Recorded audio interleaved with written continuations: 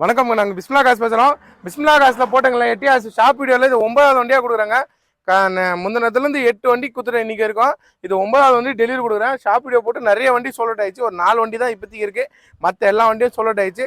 Sir பார்த்தீங்கன்னா Etios கமான்பேட்டிலேருந்து எடுக்கிறாங்க.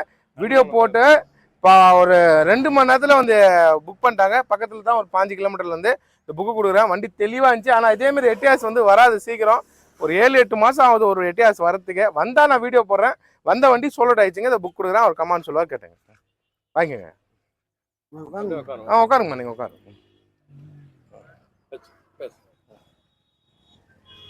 ரொம்ப நன்றி சார். நன்றி நன்றி. ரொம்ப நல்லா எனக்கு சப்போர்ட் பண்ணி திருப்தியான ஒரு வண்டி கொடுத்தாரு.